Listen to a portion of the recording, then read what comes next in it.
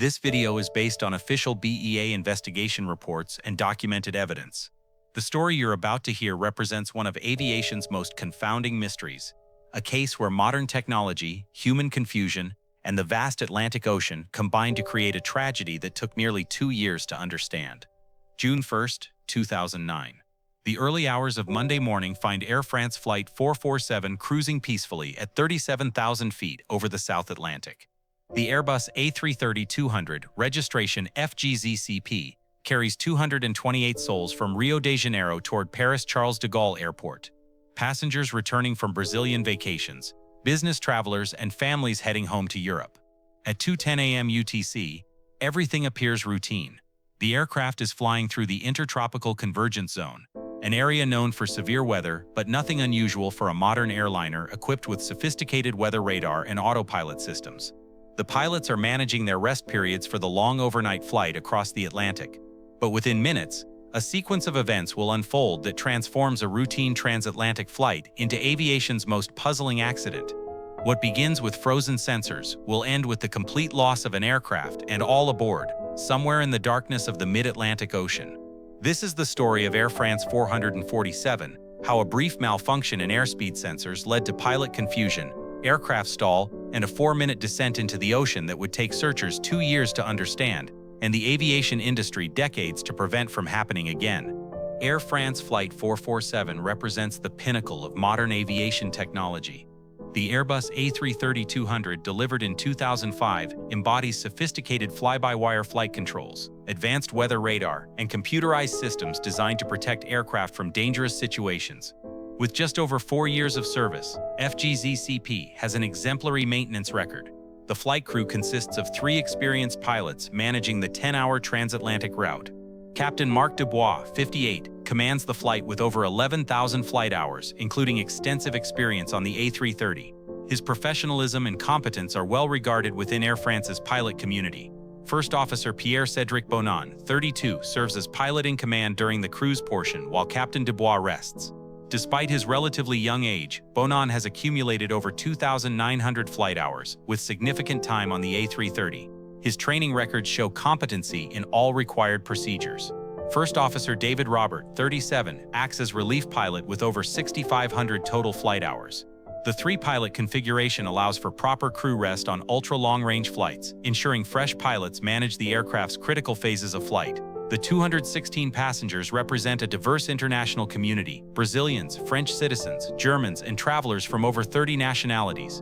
Many are returning from business or vacation in South America, trusting in Air France's reputation for safety and the A330's outstanding service record. 9 cabin crew members complete the human element of this sophisticated operation, trained in emergency procedures and passenger safety protocols that represent decades of aviation safety development. Air France 447's planned route takes it northward from Rio de Janeiro across the vast South Atlantic Ocean, following established airways toward Paris. The 11-hour flight path crosses some of the world's most challenging weather systems, particularly the Intertropical Convergence zone, where opposing weather fronts create severe convective activity. The ITCZ, located roughly along the equator, represents one of Earth's most dynamic weather systems. Here, warm, moist air masses collide, creating towering thunderstorms that can reach altitudes above 50,000 feet. Modern aircraft routinely navigate this area using sophisticated weather radar to identify and avoid the most severe cells. Flight 447's route planning accounts for these conditions. The aircraft carries sufficient fuel for route deviations around weather, and the crew has access to real-time meteorological data. Pilots regularly fly this route, understanding the seasonal variations and typical weather patterns. On this particular night, satellite imagery shows typical ITCZ activity with scattered thunderstorms along the flight path.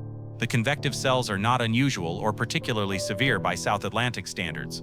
The aircraft's weather radar should easily identify areas requiring deviation. The A330's autopilot and flight management systems are designed to handle turbulence and minor weather deviations automatically. Modern fly-by-wire technology provides envelope protection, preventing pilots from inadvertently exceeding the aircraft's operational limits even in turbulent conditions. As Flight 447 approaches the ITCZ around 2:10 a.m. UTC, the stage is set for what should be a routine weather encounter that thousands of flights navigate safely each year. At 2:10 a.m. UTC, Flight 447 encounters ice crystals at 37,000 feet while flying through the edge of a thunderstorm cell. These ice crystals, invisible to weather radar and harmless to the aircraft structure, begin accumulating in the aircraft's pitot tubes, the critical sensors that measure airspeed. The Airbus A330's three pitot tubes, manufactured by Thales, have a known vulnerability to ice crystal blockage that temporarily affects their ability to measure airspeed accurately. This type of icing, different from the clear ice that forms in traditional icing conditions, can occur at high altitudes where aircraft normally operate above icing levels. At 2:11:40 UTC, the blockage causes the three independent airspeed indicators to begin displaying inconsistent readings. The autopilot, designed to maintain safe flight parameters, automatically disconnects when it cannot reconcile conflicting airspeed information from the multiple sensors. The disconnection of the autopilot transfers manual control to First Officer Bonin, who was monitoring the aircraft while Captain Dubois rested in the crew rest area. A master caution alarm sounds, and the aircraft's flight management displays begin showing amber warning messages indicating airspeed discrepancies. The ice crystals blocking the pitot tubes are a temporary phenomenon. Within approximately 1 minute, they would clear naturally, restoring normal airspeed indications. This type of pitot tube blockage has occurred on previous flights without incident when crews followed established procedures for unreliable airspeed situations. However, the sudden transfer from automated to manual flight, combined with conflicting instrument readings and turbulence, creates a challenging situation requiring precise pilot response and adherence to trained procedures. Before we continue with this critical sequence of events, we want to thank our viewers who follow through the pilot's eyes.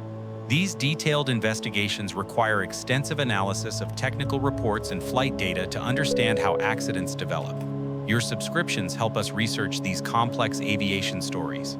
When the autopilot disconnects, First Officer Bonin's immediate reaction violates fundamental flying principles.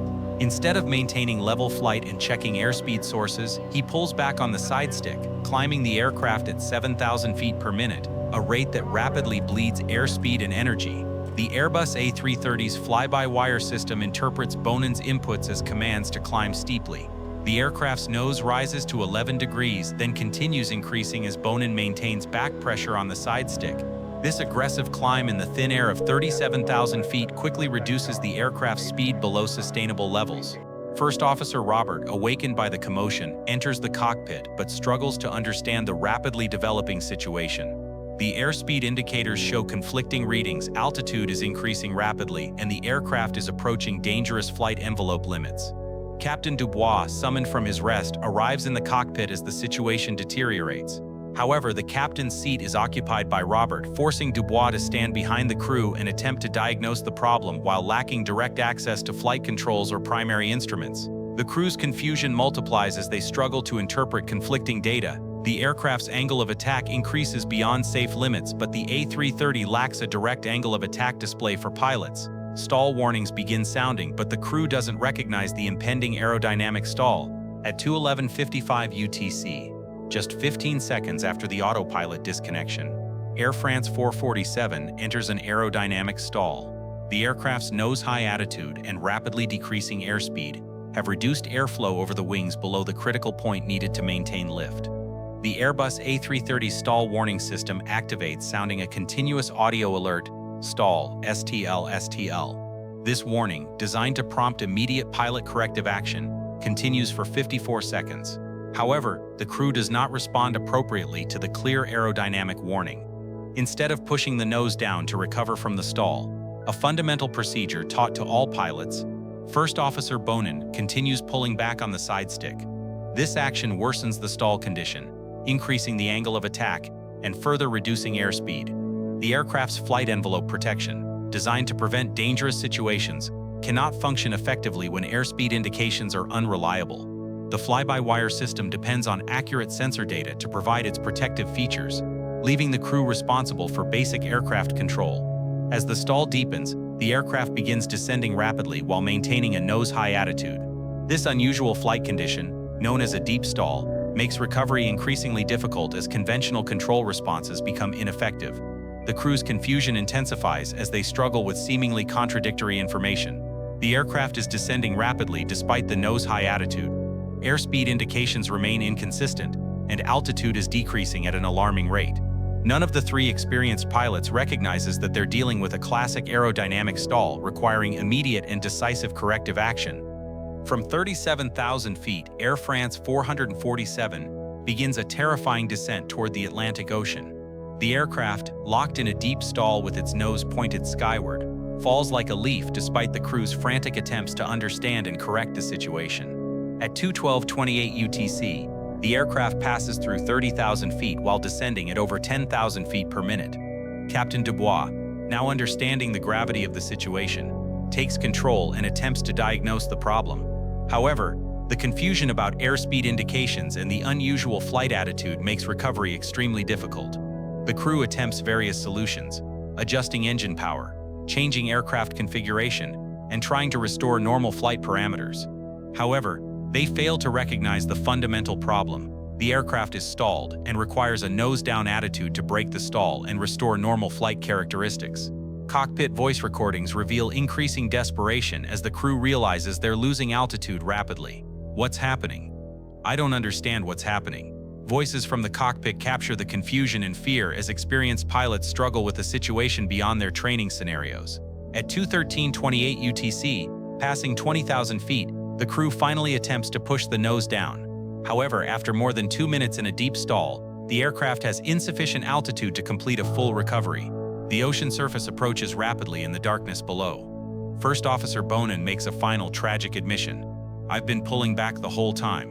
This statement, coming too late to affect the outcome, reveals the fundamental control inputs that sealed the aircraft's fate from the beginning of the emergency.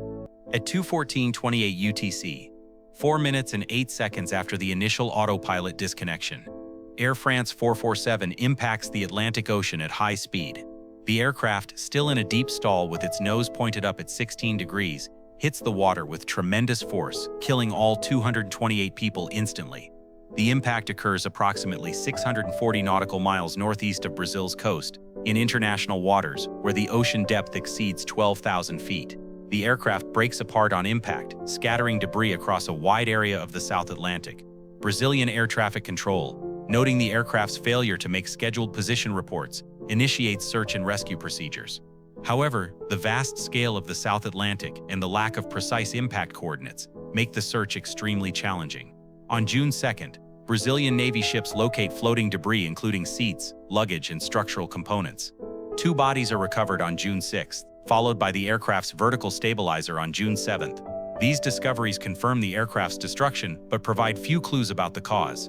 Over the following weeks, search teams recover over 600 pieces of wreckage and 50 additional bodies from the ocean surface.